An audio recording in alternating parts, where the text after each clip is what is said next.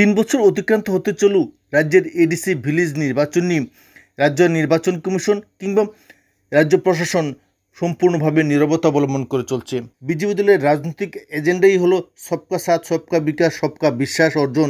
সেখানে ADC village নির্বাচন নিয়ে বিজেপি দলের তরফ থেকে কেন এই ধরনের অনিশ্চিত পরিবেশ তৈরি করা হচ্ছে, এ নিয়ে ইতিমধ্যে এডিসি এলাকার জনগণের মধ্যে ব্যাপক আশঙ্কার পরিবেশ তৈরি হয়েছে। ইতিপূর্বে রাজ্যে বিধানসভার উপনির্বাচন, সেই সঙ্গে লোকসভা নির্বাচন এবং বিধানসভা নির্বাচন সংগঠিত হয়েছে, কিন্তু একমাত্র এডিসি ভিলেজ নির্বাচন অনুষ্ঠিত হচ্ছে না। ঠিক সময়ে নির্বাচন না করার ফলে সমগ্র এডিসি এলাকা জুড়ে প্রশাসনিক ব্যবস্থা মুখ থুবড়ে পড়েছে। ভিলেজগুলিতে উন্নয়নমূলক কাজ আজ স্তব্ধ। ভিলেজ নির্বাচনকে কেন্দ্র করে কোনো ধরনের প্রতিক্রিয়া ব্যক্ত করছে না।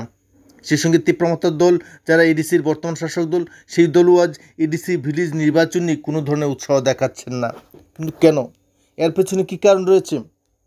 রাজ্য সরকার এডিসি ভিলেজ নির্বাচন করতে চাইছে না, যদিও তীব্রমাত্রার দলও আজ সরকারের অংশ, কিন্তু তা সত্ত্বেও রাজ্যের মাননীয় মুখ্যমন্ত্রীর সঙ্গে এই বিষয় নিয়ে কোনো ধরনের জরুরি আলোচনা করছেন বলে জানা যায়নি। বিভিন্ন ধরনের নির্বাচন অনুষ্ঠিত হলেও এডিসি ভিলেজ নির্বাচন নিয়ে যত সমস্যা, কিন্তু কি এডিসি ভিলেজ নির্বাচন হবে নাকি উন্নয়ন কমিটির মাধ্যমে এডিসির প্রশাসন চালানো হবে?